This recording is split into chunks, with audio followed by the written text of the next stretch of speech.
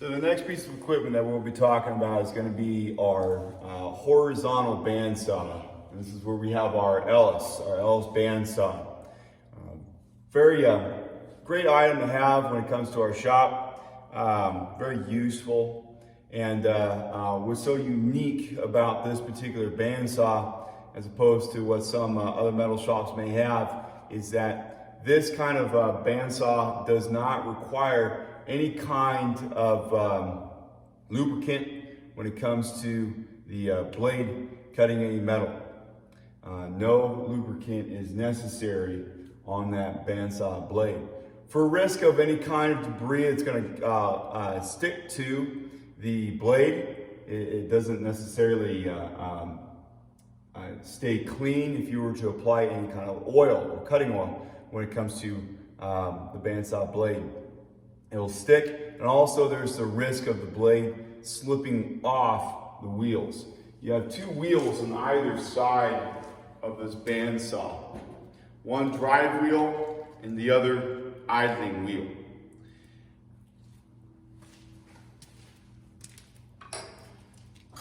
Another important factor when it comes to your Ellis bandsaw. For starters, let's start with the let's go with the on-off switch. Okay, a little toggle switch, much like that of a light switch. However, it's opposite of where you have the switch. By flipping down, turns it on. Flipping it up, turns it off. When you're through with a cut, there's this little weight bar that as soon as this comes in contact with the platform, it's going to push this up, automatically switching it off. So when you're making a cut, all you're doing is you're just making the setting of how fast is this going to drop down as you're making a cut. Notice that I am having this drop down on its own. That's very important. And what students make is that mistake of, I need to be the person that's going to pull down this Ellis bandsaw, and that's not true. You are letting gravity do the job here. You're letting it do all the work. And that is controlling the amount of feed on that cut that you're going to make at that time. Speed of that bandsaw blade is never changed. It's the same throughout. But what you're going to adjust is how much, what's that feed rate of that bandsaw as you're making the cut. Okay? So you're just letting it drop on its own.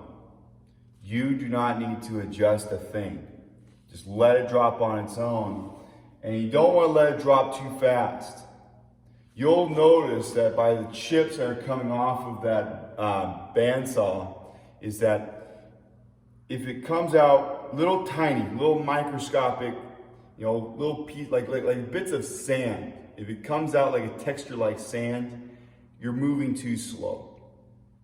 If you get curly looking hair-like pieces of metal coming off of it, you're moving too fast. What you should have are longer looking flakes, but they come out looking straight. If it comes out with a curl, you're moving too fast. If it comes out looking straight, you're at a nice speed. Moving too slow dulls the blade. So to preserve that life of that bandsaw blade, you need to be going at the appropriate speed. Moving too fast risks vibration, as well as that bandsaw blade having too much tension, and it can break. So careful of the amount of speed that you're going with this Ellis bandsaw. Another important item to point out is this arm here. This arm is able to move from side to side on your bandsaw. And much like that of a vertical bandsaw, is that guard needs to be as close as it can to your metal that you're cutting. When you go about cutting on this bandsaw, by having that guard closer to that metal, what you're preventing is an area in which that blade can bind up. Having too much space in between the guard and the material that you're looking to cut risks that feed going through, getting pinched, and potentially binding, having the blade either bend or break. Having a bend in that bandsaw blade, all that will do, and you'll hear it where it just jumps as it's making a cut. That's a weak spot. Over time, and it's not immediate, you won't know when until it actually does break, but that's a weak spot. And as it continually strikes that weak spot, it will break. So the game is making sure that you can extend the life of that bandsaw blade. Have all of the features in place, and then there are appropriate places too. And that next item also is going to be this. Your little locking mechanism. Think of it like a vise. Think of it like a tool vise on a drill press. Well, if this little vise, when locked into place, is going to secure your work so that way it does not vibrate, it does not move as it's making a cut, and that's always in place.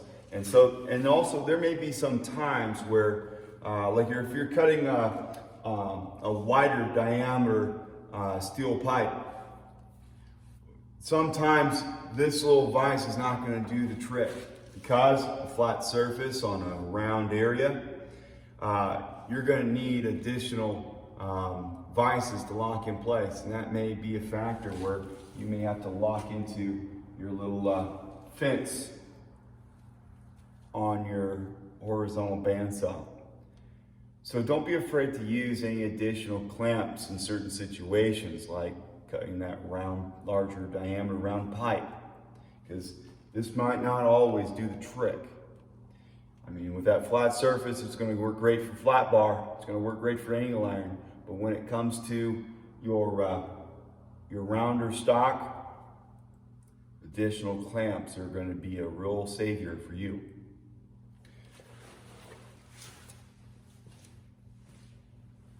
Keep the work area clean. Make sure that your work surface area is kept clean as you're making cuts. Continual buildup is only going to be areas that are going to get pinched and potentially dull your blade, as well as disrupt where your metal is going to be. So if you're looking to make a 90-degree cut with continual debris against the metal that you're looking to cut and this fence, you're not going to get that 90-degree cut. So keep the area clean between the fence, the metal, as well as this flat platform where you'd rest your metal.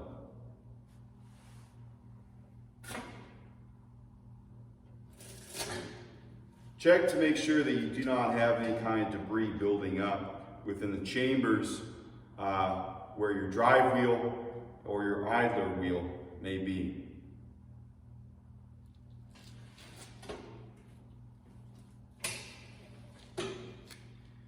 Never adjust the tension of your bandsaw blade during operation. And when you go about lifting up your horizontal bandsaw, don't grab from the handle in which you can adjust your idler wheel. Adjusting the tension of your blade can potentially have the blade slip off the wheel. And if by chance that your blade does slip off the wheels during operation, don't panic. Just turn off the machine. Turn off the machine immediately if it does happen to have the blade slip off the wheels. Also, if your blade slips off these bearings during operation, if it does happen to rotate out of those bearings, again, turn off the machine immediately. And that concludes our discussion regarding our LS bandsaw.